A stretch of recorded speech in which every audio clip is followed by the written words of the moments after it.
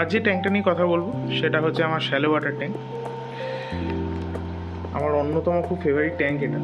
তো মেনলি এটার যে ডাইমেনশন সেটা হচ্ছে 2.5 ফিট লেন্থ, উইথটা হচ্ছে 10 ইঞ্চেস অ্যান্ড হাইটটা হচ্ছে 8 ইঞ্চেস। হাইটটা আমি ইচ্ছা করে 8 ইঞ্চেস লেগেছি যাতে প্রপার লুকটা আসে।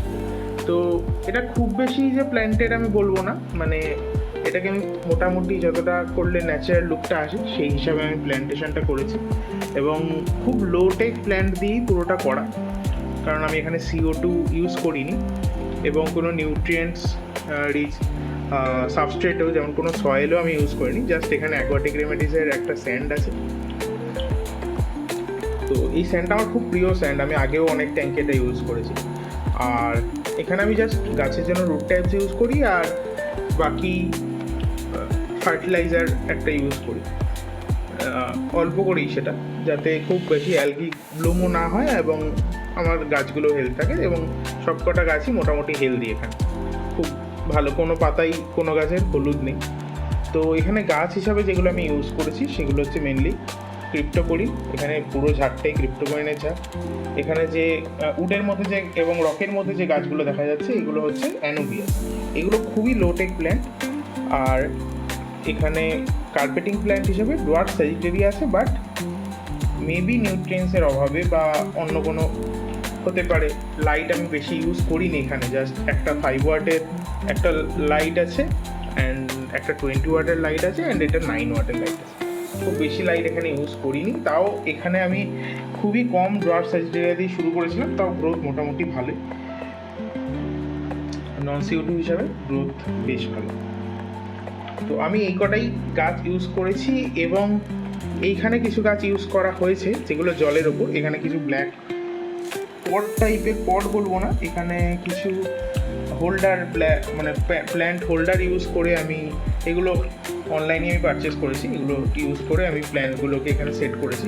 জাস্ট রুটটা জলের মধ্যে রয়েছে এবং বাকি পার্টটা জলের ওপর। তো এইটা পিস লিলি এবং পিস লিলি খুব সুন্দর ফুলও হয়েছে। আমি এক্সপেক্ট করিনি আমার পিস লিলি মাটিতে করলে ইজিলি ফুল হয়, বাট জলের মধ্যেও ফুল হয়েছে। এইটার নামটা ঠিক আমি বলতে পারবো না। এইটা আমার বাড়ির একটা গাছ, বাড়ির টবে হয়েছিল, তো ওখান থেকে আমি একটা বাল্ব তুলে এনে লাগাই। আর এইটা তো আমাদের ফটোস প্ল্যান্ট যেটাকে বলে সেটা। তো এই হচ্ছে আমার পুরো সেট আপ। এখানে যে উডটা রয়েছে এটা কোনো বগুড নয়, এটা একটা এক্সোটিক উড।